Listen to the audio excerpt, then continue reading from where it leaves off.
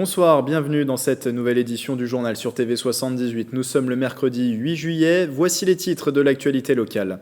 Elle est officiellement ministre déléguée à la ville. L'ex-députée des Yvelines Nadia Hay a pris ses fonctions hier au ministère de la Cohésion des Territoires à Paris. Cérémonie de passation avec son prédécesseur Julien de Normandie. Après avoir proposé du drive un temps, les médiathèques de Saint-Quentin en Yvelines accueillent du nouveau le public. Une réouverture effective depuis hier, reportage à la médiathèque Aimé Césaire à la Verrière. Et puis il fait bon, les vacances à la Commanderie, le lieu multiculturel situé à Elancourt organise de nombreuses activités pour les 6-17 ans, c'est jusqu'à la fin du mois de juillet. L'épidémie ne cesse de progresser dans le monde. Le coronavirus est également toujours présent en France où la thèse d'une deuxième vague prend même de l'ampleur. Dans les Yvelines, un décès supplémentaire a été enregistré en 24 heures et les derniers chiffres sont en légère hausse. 359 patients étaient hospitalisés hier mardi sur le territoire, soit 2 de plus entre lundi et mardi. 20 personnes étaient toujours placées en réanimation, une donnée inchangée en ce début de semaine.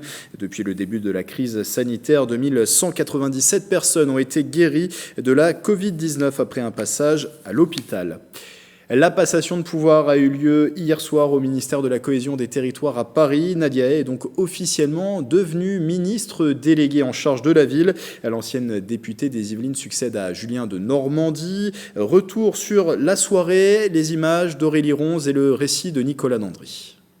Je te souhaite la bienvenue au ministère de la Cohésion des Territoires et des Relations avec les collectivités territoriales. Nadia Hay, accueillie par la ministre Jacqueline Gouraud pour sa prise de fonction. Auprès d'elle, l'Yvelinoise devient ministre déléguée en charge de la ville.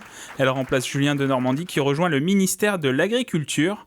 L'ex-député de la 11e circonscription des Yvelines va s'occuper des zones urbaines fortement impactées par la crise sanitaire.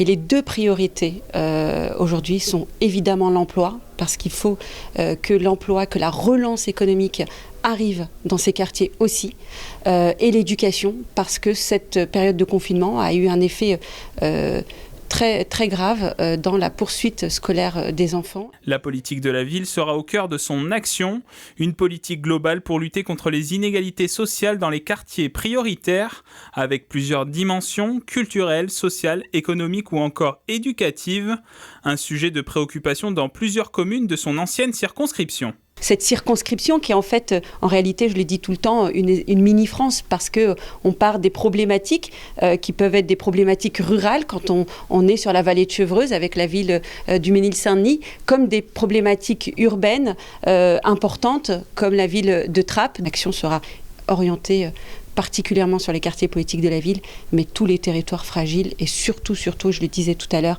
cette réconciliation entre le rural et la ville. Conséquence directe de sa nomination, une élection législative partielle va être organisée dans les 3 prochains mois dans la 11e circonscription des Yvelines. Il est très clair que nous aurons un candidat ou une candidate, La République En Marche, dans la 11e circonscription des Yvelines. Pour rappel, lors du second tour des élections législatives de 2017, Nadia Hay l'avait emporté avec 52,96% devant le candidat Les Républicains, Jean-Michel Fourgousse. Et pour cette législative partielle, un premier candidat, nous vous en parlions hier, le conseil municipal d'opposition et élu régional Othman Nasrou. Philippe Bennassaya pourrait être également en lice dans la 11e circonscription. Le maire Les Républicains de Bois d'Arcy est intéressé par la fonction d'après nos confrères de 7-8 Actu. Il s'est dit candidat à la candidature. Un comité départemental extraordinaire de la fédération LR doit se tenir ce jeudi pour désigner le candidat du parti dans la circonscription. À Bois d'Arcy, toujours, le mystère plane à la maison d'arrêt. Un détenu de 45 ans a été retrouvé mort dans sa cellule dans la nuit de samedi à dimanche. L'autopsie pratiquée sur son corps a livré son verdict. L'homme est mort des suites d'une strangulation. Une enquête est ouverte pour déterminer s'il s'agit d'un suicide ou d'un meurtre. La version de son codétenu affirmant qu'il a chuté de son lit ne serait pas crédible. Il sera de nouveau entendu par la sûreté départementale des Yvelines. Autre établissement carcéral, la maison centrale de Poissy. La députée des Yvelines, Florence Grandjus, a profité de la séance de questions au gouvernement aujourd'hui pour remettre son dossier au nouveau ministre de la Justice, Éric Dupond-Moretti. Il alerte sur la vétusté et la dangerosité des lieux. Rappelez-vous, en mars 2019, un mur extérieur du site yvelinois s'était effondré. Depuis, le maire de la ville, Carl Olive, milite pour le déplacement de la maison centrale hors du centre-ville. Le chantier a démarré aujourd'hui, fermé depuis 2012. La destruction du silo de Coignères a démarré. Les travaux prendront environ 2 mois avant de faire place nette pour la construction d'un nouveau parking à proximité des habitations de la résidence des Acacias et du centre commercial. Coût de cette démolition 400 000 €. Les propos recueillis par Mathilde Demilly. C'est un peu paradoxal, un silo qui contenait au départ 474 places de parking qu'on détruit pour faire à la place des places de parking. Voilà, donc on aura une 70 places à peu près de parking avec un aménagement paysager, ce qui va quand même vraiment transformer là le quartier, ça va aérer le quartier. Et ensuite, en accord avec Séquence, mais ça nous verrons en septembre, le plan d'aménagement, il y aura d'autres aménagements dans le secteur qui seront effectués. Sa liste est arrivée en tête lors du second tour des élections municipales à Voisins-le-Bretonneux. Alexandra Rosetti a été réélue maire de la commune lors du conseil d'installation samedi 4 juillet. 26 voix obtenues pour la maire sortante, 2 voix pour son opposante Béatrice Pierrat et 5 bulletins blancs. Ce nouveau conseil municipal devra notamment gérer les problèmes de circulation de la ville ainsi que l'arrivée de la ligne 18 et de son pôle gare. Dans l'actualité, à Saint-Quentin en Yvelines également, les usagers des médiathèques ont pu retrouver leur lieu de lecture. Certaines proposaient déjà du drive depuis quelques semaines, mais hier mardi, elles ont rouvert totalement au public. Les habitués étaient bien sûr au rendez-vous. Marilène Yapichino. Toucher les livres, les feuilleter et découvrir les nouveautés pour faire son stock avant les vacances, c'est de nouveau possible dans les médiathèques de Saint-Quentin en Yvelines. Le site Aimé Césaire à la Verrière est ouvert les mardis et vendredis de 15h à 18h. Tout le monde attendait quand même de pouvoir renouveler le stock qu'ils ont pu bien utiliser et consulter pendant la période de confinement. Donc on a eu des appels quand même des adhérents qui attendaient avec hâte. Et dès le premier jour de réouverture, mardi 7 juillet, les adhérents étaient présents, heureux de pouvoir se plonger dans de nouvelles histoires. J'ai essayé de chercher dans les vieux livres de mes parents, mais après c'était quand même moins bien que de trouver des livres qui me correspondaient, quoi. La dernière fois que je suis venu, c'était en mars 2020. Mes petits-enfants, je leur prends régulièrement des livres. Donc ils attendaient un petit peu le fait de rouvrir la bibliothèque. Et on regardait régulièrement sur le site quand est-ce que ça allait ouvrir. Pouvoir rentrer dans la médiathèque, toucher les livres, regarder les nouveautés, ça nous manquait beaucoup, quoi. Naturellement, l'espace a été adapté pour accueillir le public dans de bonnes conditions sanitaires. Du gel hydroalcoolique est à disposition et les salles de travail et espaces bébés ne sont pas encore accessibles. On peut venir quand on veut pour rendre et emprunter des documents. On peut de nouveau faire des réservations sur tout le réseau comme on faisait avant. Par contre, effectivement, il faut porter un masque à partir de 12 ans. La médiathèque Aimé Césaire restera exceptionnellement ouverte tout l'été, de quoi s'évader même en restant à la maison. Il y a bientôt 2 mois, nous sortions de 8 semaines de confinement imposées par la crise sanitaire, une période difficile pour beaucoup, une source aussi d'inspiration pour d'autres. Les Yvelinois de Jolie Prod en ont profité, eux, pour réaliser un court-métrage, ça s'appelle Confinement intime. C'est disponible sur YouTube. Le film questionne notamment sur la liberté, les notions de liberté et de vie privée. Pour en parler, Julien Denervaux et Frédéric Landa, bonsoir. Bonsoir. Bonsoir. Alors Julien Denervaux à Jolie Prod, vous êtes vice-président à la direction artistique et sur ce court-métrage, vous occupez la fonction de co-réalisateur, co-scénariste et aussi acteur. On vous voit dans ce court-métrage. Et Frédéric Landa, vous êtes trésorier de Jolie Prod et acteur dans Confinement intime. Une précision, cela a été tourné entièrement à distance, comme notre interview ce soir dans le journal. Je vous propose qu'on regarde tout de suite un extrait. Mais t'es où là ? Dans le placard de notre chambre. Sors de là, Catherine. Mais non, je peux pas, sinon ils vont pas me trouver. Sors de là, bordel. Chut, chut. J'entends un bruit. Je te laisse.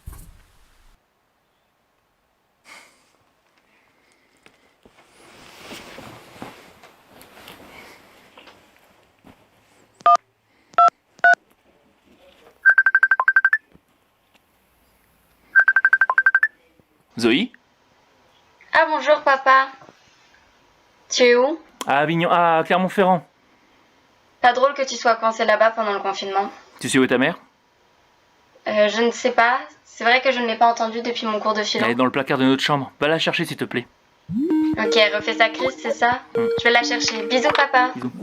Extrait de Confinement intime, un court-métrage tourné, je le disais, entièrement à distance. Déjà une première question, comment vous est venue l'idée pendant le confinement de réaliser ce court-métrage ?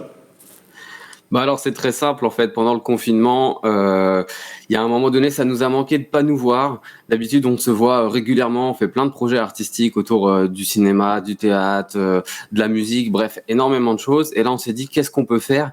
On a une envie commune de créer et on a des choses à dire par rapport à la liberté, la vie privée, l'intimité des gens, avec toute cette place de la technologie aujourd'hui, enfin la place qu'elle prend dans notre société et qui s'est encore plus accentuée avec ce confinement et les visioconférences. Et on s'est dit qu'est-ce qu'on peut faire ? On a eu plein d'idées avec tous les jolis producteurs et toutes les jolies productrices. On a mis toutes ces idées ensemble et ensuite on s'est lancé dans l'écriture d'un scénario avec Olivier Salazar qui a fait un premier jet et ensuite qui a été amélioré et continué avec Salomé Carsen, Claire Soudier et moi-même. Et de là, on s'est dit maintenant on part là-dessus et on va se faire un film pendant le confinement et qu'on sortira à la fin du confinement. Et ce travail à distance, Frédéric, ça n'a pas été trop difficile de pouvoir tous vous coordonner pour ce court-métrage ? Déjà, on peut dire que c'est déjà une performance artistique parce que durant ce tournage, en fait, on a dû gérer en fait le côté acting et le côté technique. On était un peu livré tout seul en autonomie. Donc c'était vrai. Après, c'est vraiment ça qui était vraiment une performance. Oui, vous me confirmez, vous avez dû vous-même vous cadrer, faire le preneur de son, en fait, gérer tout l'aspect technique depuis chez vous directement ? C'est ça, on a géré la lumière, on a géré le plan, on a géré le son, puis en plus après à côté on avait notre texte aussi à bien réciter pour les séquences. Et puis après je peux aussi rajouter qu'on a tourné en plan séquence. Donc en fait c'est le plan séquence en fait dans le cinéma c'est une scène où on coupe pas la caméra pendant tout le long et faut savoir que si jamais on a une moindre petite erreur, on est obligé de recommencer la séquence depuis le début. Donc ça c'est quelque chose quand même de compliqué, mais on a réussi très bien à le faire. À distance, Julien, avec les moyens du bord, ça a été tourné, on le voit, sur des images à la webcam, téléphone, tablette, on le disait, des acteurs aussi multicasquettes. C'est toute une réflexion qu'il a fallu avoir en tant que co-réalisateur, une nouvelle réflexion sur la manière de faire ce court-métrage ? C'est ça, il y a vraiment, par rapport à la coordination, à cette réflexion, la réflexion elle est à la fois sur le fond du film, quel message on va faire passer, et sur toute l'aspect technique, comme le soulignait Fred à l'instant. C'est que de la visioconférence. Tout le monde imagine la visioconférence qu'il a fait pendant le confinement avec sa famille ou avec son travail, en télétravail, etc. C'est des choses qui prennent un peu la tête des fois au bout d'une heure de réunion. En conférence, c'est pas la même chose qu'en physique. Et là, il faut imaginer que c'est des réunions depuis fin mars. Avec un tournage début mai, donc que des réunions en visioconférence et un tournage de 8h à 22h le soir en visioconférence. Donc pour diriger les acteurs, c'est compliqué. Au bout d'un moment, l'énergie, pour la faire passer, c'est chaud en termes d'acting, puisque les acteurs ne se voient pas, ne peuvent pas se renvoyer de l'énergie physiquement. Ouais. Ils font juste s'entendre par des oreillettes. Donc il y a toute une logistique qui est mise en place derrière. C'est pour ça qu'on parle de performance artistique aujourd'hui en termes de la création. Puisqu'il y a un délai très court, il y a des moyens très réduits, puisque ça nous a coûté 0 € par l'électricité de chez nous et notre Internet. Et de quoi est-il question ? Alors, on l'a compris, ça parle du confinement, bien sûr, ce court-métrage, mais quel est le synopsis ? Alors, c'est très drôle, le synopsis, on peut pas vraiment le dire, je pense qu'il faut regarder le film pour savoir de quoi ça parle. En revanche, il faut bien avoir en tête que l'histoire est un prétexte au film. Vous avez le concept du film avec la volonté et les messages qu'il y a derrière et cette histoire. En gros, le téléspectateur va être embarqué dans une histoire et la fin sera interprétée par chacun et chacun va être libre d'interpréter de la manière qu'il souhaite ce film et de comprendre les choses qu'il veut en comprendre. Mais il y a énormément de sous-textes autour de la vie privée, de l'intimité, de la liberté, de la place de la technologie aujourd'hui, du confinement. On a aussi dedans une télé-réalité qui a été faite par Alexandre Bidou et Florine Célestin, qui étaient confinés ensemble puisque c'est un couple. Et on a joué sur ce parallèle avec la télé-réalité où les gens vont s'enfermer volontairement. Ils se confinent volontairement dans un endroit à la recherche de la notoriété. Et aujourd'hui, nous, on s'est tous retrouvés confinés involontairement pour se protéger. Donc du coup, il y a ce parallèle-là. et toutes ces doubles personnalités avec des gens dans les réseaux sociaux, etc. Voilà, je vous laisse voir le film parce que c'est à vous de vous faire votre propre interprétation. Avec tous les codes, notamment de la télé-réalité, on les voit notamment s'engueuler. Mais oui, c'est vrai, il faut regarder ce court-métrage. Le tout d'ailleurs avec le prisme de la webcam, on peut le dire, ça a été un petit peu notre meilleur ami pendant le confinement. C'était notre lien avec la famille, les proches. Oui, totalement. C'était un lien avec tout le monde. Et là, ça a été en plus, nous, notre lien social parce que c'est vrai qu'entre nous, on se côtoie régulièrement, très souvent. Et donc là, la première idée qui nous est venue, c'est OK, on est en visio, mais venez, on crée quelque chose. Et donc, on va créer quelque chose autour de la visioconférence, toujours dans l'esprit Jolie Prod. Donc, un joli film avec un joli scénario et dans une jolie ambiance. Voilà, donc malgré les difficultés techniques qu'on a pu rencontrer avec coupure d'internet, orage qui empêche la connexion, etc. On est resté dans une jolie ambiance pendant tout ce tournage et une bienveillance. Et d'ailleurs, je remercie au passage toute l'équipe d'avoir tenu parce que c'était pas facile et on a réussi à faire cette performance. Je vous vois acquiescer, Frédéric. Oui, c'était de la bonne ambiance sur ce projet. C'était une bonne ambiance et puis. C'est une façon de faire un court-métrage qui est différente par rapport au précédent qu'on a pu réaliser auparavant. Donc, c'est une bonne ambiance et une bonne expérience. Avec, très rapidement, Julien, une dimension yvelinoise, la musique est proposée par un groupe de Rambouillet. Oui, c'est ça, par le groupe Gus River. Donc, c'est un duo de musiciens, compositeurs. Ils composent notamment de la musique un peu pour le cinéma et autres. Ils sont en préparation de leur album avec Jolie Prod. Ce sont des jolis producteurs. Ce duo Gus River, on a pu le retrouver sur notre jolie soirée concert l'année dernière à Métassos, à Voisins-le-Bretonneux. Donc, il y a toute cette dimension et ce maillage, tout ce réseau qu'on constitue, qu'on crée avec Jolie Prod et qu'on cherche à développer pour développer les talents locaux. On le retrouve aussi à travers ce court-métrage. Et puis, oui, cette musique-là, c'est un extrait de leur musique Human. On a été choisir un extrait de la musique et ça colle parfaitement avec le film. Donc, merci encore à ce duo de musiciens, à Gus River.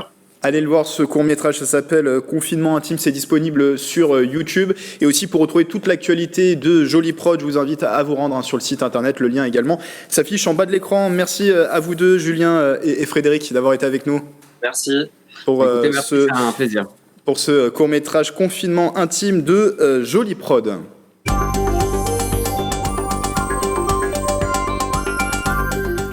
On parle toujours cinéma avec nos visites hebdomadaires dans les salles du territoire yvelinois. Direction ce soir l'UGC Cinécité SkyWest à Montigny-le-Bretonneux qui proposera une avant-première dimanche. Son directeur en parle au micro de Patrick Jacques de Dixmude.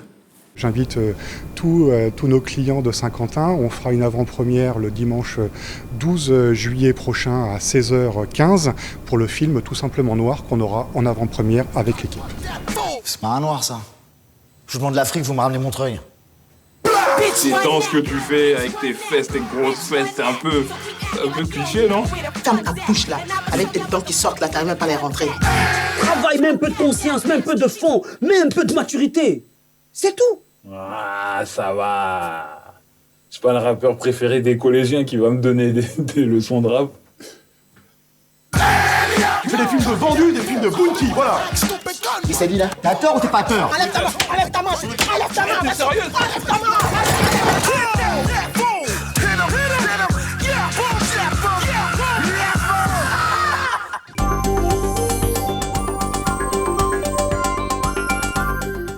La crise sanitaire pousse les associations à rivaliser d'imagination. La Voix en scène a par exemple profité du confinement pour créer des lives. Le but, entendre les talents découverts par l'association, mais aussi en découvrir de nouveaux. Avec en ligne de mire le Tremplin des Voix, concours dont les candidatures sont lancées à la mi-juillet. Mélanie Poquet. Mesdames et messieurs, bonsoir, bienvenue dans la 15e émission des Voix en Air. Continuez à découvrir des talents, s'amuser tout en chantant. Pendant le confinement, la Voix en scène crée un talk, un live de près de 2 heures. Il y a donc 6 candidats sélectionnés par le public, donc le public vote. Les candidats en fait envoient leur vidéo par par Internet, par les réseaux sociaux, donc Instagram. Donc le public vote et puis ceux qui sont sélectionnés passent sur le live du mercredi. Et puis on a 1 ou 2 invités le soir et 2 professionnels invités. Avec moi, ça fait 3. Animée pendant 2 jours pendant le confinement, l'émission a gardé un numéro hebdomadaire depuis le 11 mai. L'occasion aussi pour les organisateurs de lancer le prochain tremplin des voix, le 6e. 3 auditions. 2 auditions, donc une audition à Manille-les-Hameaux le 14 novembre. Une audition à Paris aux alentours du 21 ou 28 novembre, ça reste à définir, et une audition à La Réunion, à l'île de La Réunion le 12 décembre normalement, si tout va bien. Les inscriptions pour le tremplin seront ouvertes le 15 juillet prochain, les voix en air continuent. Prochain rendez-vous ce mercredi 8 juillet. Et des concerts à distance, vous venez de le voir dans ce reportage, mais aussi des galas de danse en virtuel. C'est à Saint-Cyr-l'École que ça se passe. Il était organisé par Saint-Cyr Danse. Le week-end dernier, 150 élèves de l'association ont enregistré une chorégraphie qui a été diffusée à toutes les familles vendredi et dimanche. Les licenciés ont ainsi pu présenter le travail réalisé pendant l'année et notamment pendant le confinement. Le gala dure 45 minutes. Regardez cet extrait.